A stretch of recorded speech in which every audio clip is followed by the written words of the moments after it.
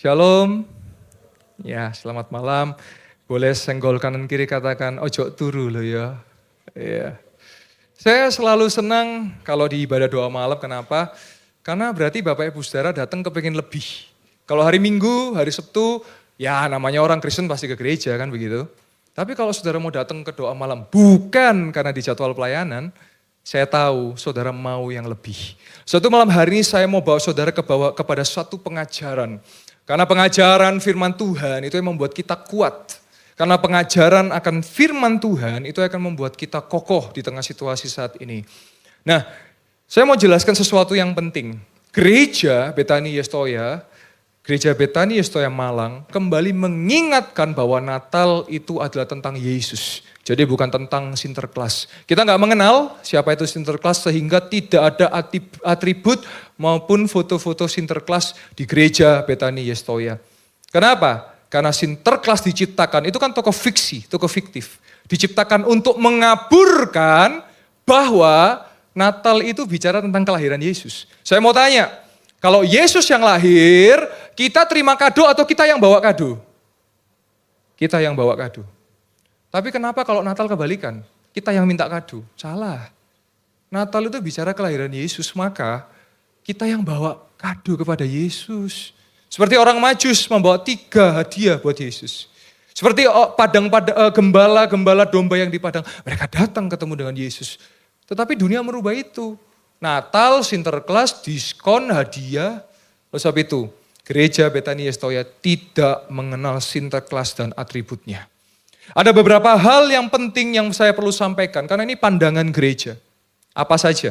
Kita adalah gereja yang percaya karunia berbahasa roh. Tadi saya baca di kolom YouTube ada yang komen, dan saya responi di video ini.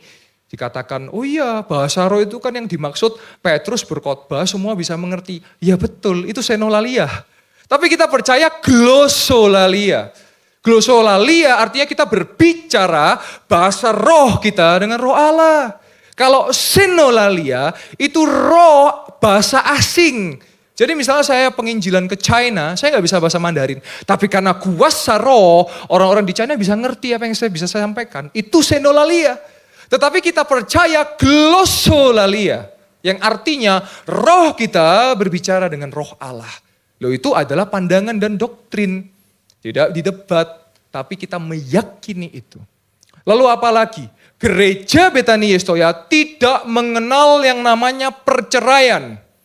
Sejak 11 Oktober 2023, Gereja Betani Yestoya tidak lagi melayani pernikahan cerai hidup dengan cerai hidup. Karena gereja tidak mengenal yang namanya cerai. Loh Pak, tapi kan terjadi perceraian. Iya, ya sudah gak bisa nikah lagi. Sampai kapan? Sampai mantannya itu mohon maaf meninggal. Karena pernikahan itu sampai maut yang memisahkan. Bukan sampai kakek nenek, bukan sampai tua, tapi sampai maut yang memisahkan. Maka solusi dari gereja harus rujuk atau kembali ke pasangan yang sebelumnya. Itu yang pertama. Yang kedua, kalau cerai mati, sama-sama cerai mati. Istilahnya ditinggal, suami atau istrinya meninggal, mau menikah lagi. Tidak diberkati, tapi diteguhkan. Tapi bukan di gereja, tapi di tempat yang lain. Bisa di hotel, restoran, atau di rumah. Apalagi yang penting, hamil di luar nikah tidak bisa diberkati. Supaya anak-anak muda kalau mau nikah mikir 2 kali, jangan sembrono. Sehingga, terus gimana solusinya? Ya diteguhkan tapi tidak di gereja. Di luar dari gereja. Nah jadi ini penting. Pengajaran ini penting Bapak Ibu. Kenapa? Supaya kita tahu kebenaran. Supaya kita ngerti posisinya ada di mana. Jadi kita percaya hal-hal yang tadi saya sampaikan ini menjadi perhatian bagi gereja, perhatian bagi jemaat. Ya. Nah malam hari ini saya mau bahas sesuatu tentang bahaya akan cinta uang. Bahaya akan cinta uang. Loh gak bahaya tak? Bahaya. Maka dari itu kita sama-sama mau belajar tentang uang. Uang dalam bahasa Inggrisnya artinya money. Ya. No woman, no cry. No money, no dong. Gitu ya. Jadi gak ada uang, no dong. Gitu ya. Ada uang abang sayang. Gak ada uang abang melayang dan ditendang. Nah, saya mau tanya, yang nyiptakan uang siapa? Manusia. Tapi kenapa kita terikat dengan uang? Terikat dengan ciptaan kita sendiri. Kan begitu. Zaman dulu sebelum ada uang kertas, bagaimana orang bertransaksi? Bagaimana? Barter. Garam tukar dengan emas. Kalau saudara suka baca sejarah. Bisa daging tukar dengan apa? Tapi sejak ditemukan uang kertas, ya, bagaimana ada inflasi, bagaimana ada mata uang dan sebagainya. Nah, malam hari kita mau belajar supaya kita mengerti bahayanya kalau kita cinta akan uang. Pertanyaan, Pak, orang Kristen boleh kaya enggak? Boleh. Kaya kan artinya boleh punya banyak uang, betul ya? Yang tidak boleh itu cinta uang. Nah, saya mau tanya, apakah dengan kita tidur aja bisa jadi kaya? Nggak bisa, kecuali Anda ngepet. Kalau Anda ngepet, Anda berarti pakai kuasa gelap kan begitu. Anda kalau mau jadi kaya, Anda mesti kerja, betul nggak? Anda mau jadi kaya, Anda mesti berusaha sehingga bonus dari usaha Anda adalah uang. Kan begitu. Tetapi pertanyaannya, orang Kristen boleh punya uang nggak? Ya boleh Bapak Ibu. Yang tidak boleh adalah cinta akan uang. Karena cinta akan uang, kalau kita belajar malam hari ini, adalah akar dari segala kejahatan. Mari sama-sama kita buka di 1 Timotius 6, ayat yang ke-2b sampai yang ke-10. Dan saya mau eksposisi. Apa itu eksposisi? Eksposisi itu artinya mengupas satu perikop. Membahas satu perikop. Supaya saudara paham kenapa dicatat dalam Alkitab akan bahaya yang namanya uang. Bahasa lain uang yaitu adalah mamon. Ya. Pertama kita melihat di ayat 2b, dikatakan apa? Ajarkanlah dan nasihatkanlah semuanya ini. Kalau saudara baca dari Alkitab buku, ada perikop berkata mengenai penyakit bersilat kata dan mengenai cinta uang. Ayat yang ketiga. Jika seorang mengajarkan ajaran lain dan tidak menurut perkataan sehat, yakni perkataan Tuhan kita, Yesus Kristus, dan tidak menurut ajaran yang sesuai dengan ibadah kita, ayat yang keempat, ia adalah seorang yang berlagak tahu, padahal tidak tahu apa-apa. Penyakitnya ialah mencari-cari soal dan bersilat kata. Bersilat kata ini berarti suka debat, suka mendebat, suka istilahnya diomongi membantah, membangkang. Yang menyebabkan dengki, cedera, fitnah, dan curiga. Nah ada satu kalimat orang suka ngomong, kalau ngomong itu istilahnya kalau bicara dari mulut ke mulut, salah ya. Mulut ke mulut itu jorok, dari mulut ke telinga, betul nggak?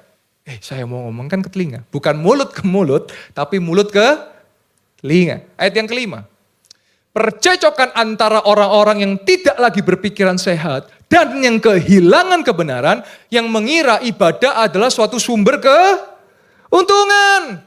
Ini sudah akhir zaman. Akhir zaman berarti banyak pengajar palsu.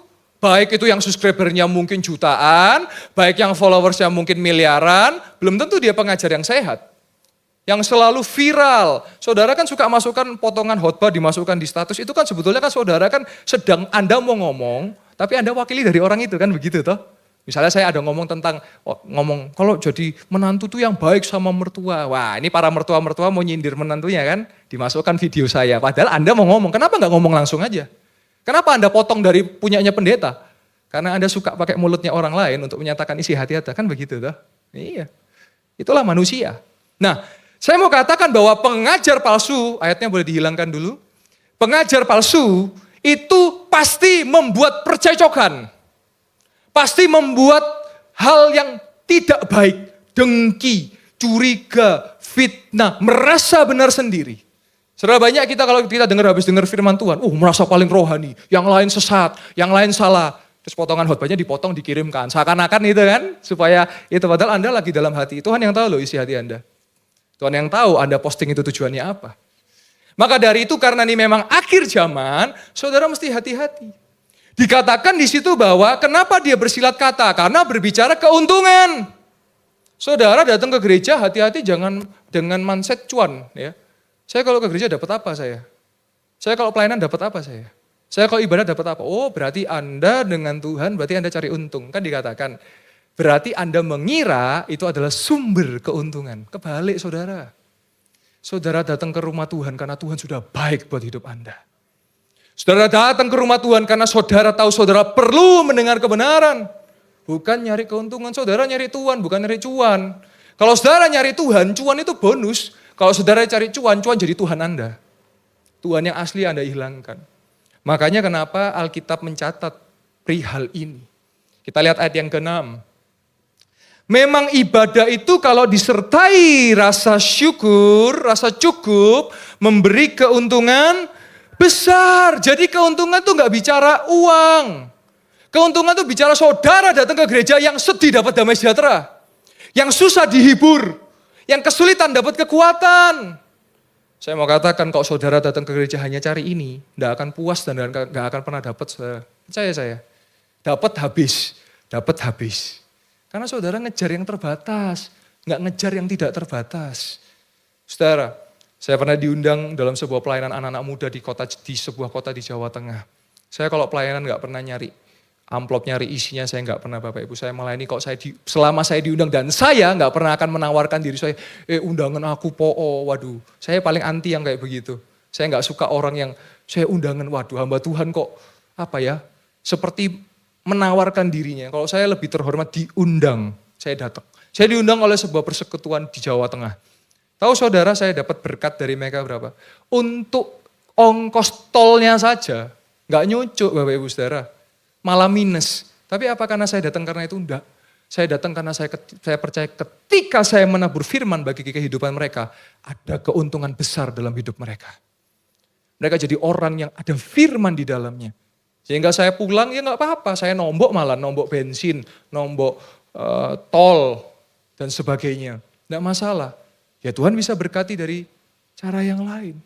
Tuhan bisa berkati dari sumber yang lain.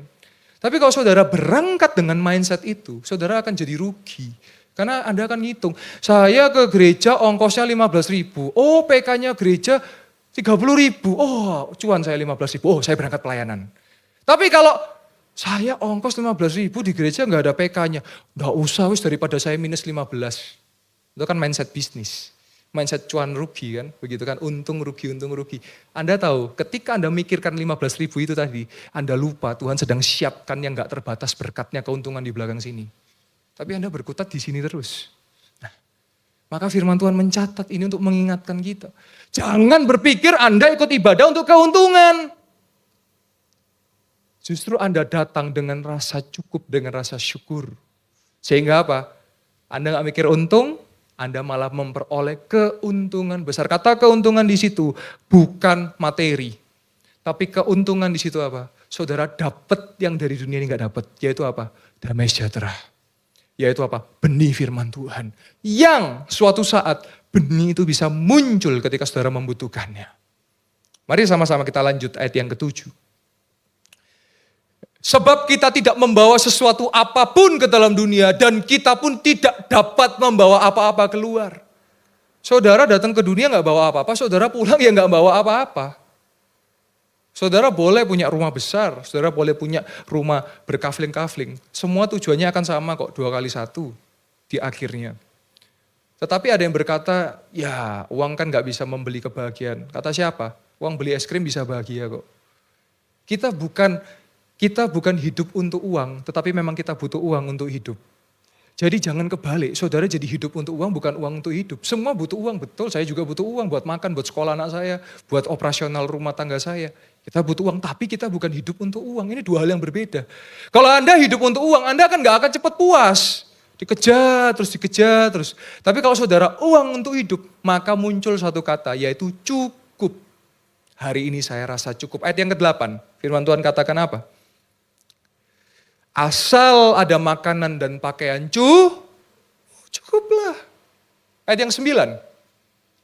Tetapi mereka yang ingin kaya terjatuh ke dalam pencobaan, ke dalam jerat, ke dalam berbagai-bagai nafsu yang hampa dan yang mencelakakan, yang menenggelamkan manusia ke dalam keruntuhan dan kebinasaan. Banyak hari ini orang, ayat yang boleh dihilangkan dulu. Banyak hari ini orang jatuh miskin karena kepengen kelihatan kaya. Sekali lagi saya ulangi ya. Banyak orang jatuh miskin karena kepengen kelihatan kaya. Supaya diakui di komunitasnya. Beli baju 5 juta padahal cicilan. Dan cicilnya gak bisa bayar lagi. Akhirnya pinjolnya gak bisa bayar lagi. Akhirnya terjerat. Kan betul kan jerat. Saudara jadilah apa adanya. Saya gak pernah malu saya pakai baju 100 ribuan. Ini saya beli diskon. Bagi saya cukup. Saya beli sepatu 100 ribuan cukup. Saya pakai mobil secukupnya, saya pakai Avanza Veloz secukupnya. Karena saya tahu apa yang cukup. Tetapi kalau saudara pakai sesuatu untuk menunjukkan kepada orang lain, tidak akan pernah ada cukupnya. iPhone yang terbaru, katakanlah iPhone 15, 16, saudara akan terus ganti terus kan. Padahal cuma buat WA-an sama Instagraman. Ya, saya pakai iPhone XR Bapak Ibu. iPhone XR ini keluaran 2018 dan ini saya diberkati orang yang dimana tiba-tiba waktu itu HP saya iPhone 7. iPhone 7 itu 2014 Bapak Ibu, tapi tahun 2020 saya masih pakai iPhone 7. Sudah sampai ajur, lebur, sampai nggak bernyawa lah, mengenaskan. Tiba-tiba ada orang yang hubungi saya, Pak Yuel saya nggak bisa tidur Pak. Saya ini kepikiran Pak Yuel terus sama Tuhan disuruh berkati Bapak untuk pelayanannya dan pas saya beli bisa buat HP saya Bapak Ibu. Ini iPhone XR, bukan iPhone 11, 12, 13, tapi bisa bikin video di Instagram 10 juta views. Kenapa? Ya boleh kasih tepuk tangan buat. Iya. Karena kita tahu fungsinya. Nah sekarang saudara beli HP untuk gaya-gayaan atau untuk fungsinya? Saya tanya. Pasti kebanyakan untuk, ya Anda yang jawab bukan saya ya. Tapi saudara kan nggak tahu fungsinya sebetulnya kan, cuma untuk WA, cuma untuk telepon kan begitu toh. Saya pakai secukupnya, kalau memang saya perlu update, saya akan update HP. Kalau belum, saya akan pakai sampai ini sudah retak, sudah hancur lebur, sampai sebegitunya. Jadi saudara kalau tahu rasa cukup, saudara nggak akan ngikuti, istilahnya apa, nggak akan buas kalau saya sebut ya, untuk wah ngejar, pengakuan orang. Saudara kalau sudah tahu Tuhan akui saudara nggak butuh pengakuan orang kok, selesai. Saudara untuk diakui harus gaya, masukin. Saudara orang kalau beneran sibuk nggak akan masukin story lagi kelencer-kelencer kok Bapak Ibu. Orang yang masukin story kelencer-kelencer, yang masukin, kalau lagi sibuk dia masukin Instagram, berarti pastinya pengangguran kan begitu. Orang kalau sibuk nggak akan sempet main Instagram, nggak akan sempet main TikTok masukin itu kan begitu. Tapi kalau orang yang beneran sibuk, nggak akan seperti itu. Buat apa? Saudara lo mau lihat Instagram bandingkan hidup dengan orang lain, nggak akan ada cukupnya. Tetap di atas langit ada langit. Sebab itu hari ini kita belajar cukupkanlah. Firman Tuhan berkata, bersyukurlah senantiasa minimal ada pakaian dan ada makanan, cukuplah. Sudah. Kalau saudara memang mau lebih, ya usaha lebih. Saya percaya orang bisa diberkati. Begini Bapak Ibu, saudara jangan berpikir jadi Kristen terus jadi kaya ya. Orang gak percaya Yesus kerja keras bisa jadi kaya kok. Tapi saudara ikut Yesus kenapa sih? Karena dia Tuhan dan Juru Selamat yang memastikan kita ke surga, gak ada yang lain. Itu. Kalau saudara masih berpikir ikut Kristen untuk jadi kaya, saran saya, refresh lagi. Benerin lagi pemikirannya. Karena nanti saudara gak kaya kecewa sama Yesus. Tuhan saya udah ikut 20 tahun, kok saya gak kaya-kaya? Wah ini. Mau kaya, saya kasih tahu mau kaya. Gak usah 20 tahun. Seminggu depan datang aja ke satu gunung di dekat sini. Kaya Anda langsung. Karena Anda ngejarnya kaya. Tapi kalau di dalam Yesus yang Anda kejar apa? Rasa cukup. Katakan amin. Ketika Anda ngerti rasa cukup, maka Anda gak akan ngejar maunya dunia ini. Secukupnya Anda jangan maksa. Saya punya filosofi kehidupan, lebih baik dompet saya itu harganya 100.000 tapi isinya 1 juta, daripada dompet saya harganya 1 juta isinya 100.000. Bohong, kosong, melompong. Saudara pengen kelihatan di depan orang lain hebat, padahal saudara aslinya kosong melompong. Buat apa? Pokoknya kalau bagi saya Tuhan sudah ngakui, Tuhan sudah melihat, Tuhan sudah tahu, cukup. Gak perlu pengakuan orang lain, gak perlu nunjukkan dengan orang lain. Banyak daripada kita yang seperti itu ya. Kita pakai baju itu bukan untuk nyaman kan? Untuk apa sih? Supaya dilihat orang keren, supaya dilihat kita orang lain kita dilihat kaya kan begitu tuh. Ngapain? Saudara pakai baju yang nyaman. Saya pakai baju untuk saya nyaman, dingin, adem, untuk aktivitas, untuk khotbah, nyaman. Kalau saudara ngerti konsep ini, saya mau nyampaikan yaitu konsep cukup. Saudara cukupkan. Setiap orang batasannya beda-beda. Ada yang cukupnya dia segini. Ya Anda sendiri-sendiri, gak bisa Anda bandingkan dengan orang lain. Rasa bahagia juga sendiri-sendiri, gak bisa Anda bandingkan dengan orang lain. Lagu dunia aja katakan, coba dibanding ke. Gak bisa. Anda punya sendiri takaran-takarannya. Ya, kita lanjut ke ayat yang ke-10. Dikatakan apa? Nah ini poin penting. Karena akar segala kejahatan ialah cinta uang. Ngerampok karena uang, membunuh karena uang, memfitnah karena uang. Sebab oleh memburu uanglah beberapa orang telah menyimpang dari iman dan menyiksa dirinya dengan berbagai-bagai duka. Saudara-saudara boleh punya uang. Saya sebagai pendeta pendeta kan gak boleh kaya, tapi orang kalau minta tolong ngutang ke pendeta, ya apa ayo. Kadang-kadang gak cuma doa, kadang-kadang minjem 100 juga loh. Terus kalau saya gak punya uang terus ya opo? Saya gak bisa nolong dong. Itu makanya ngomong jangan asmuni, asal muni gitu loh. Kita boleh punya uang. Maka dari itu uang disebut mamon. Uang itu adalah hamba yang baik tapi tuan yang jahat. Sekali saya ulangi ya. Uang itu adalah hamba yang baik tapi tuan yang jahat. Maksudnya apa?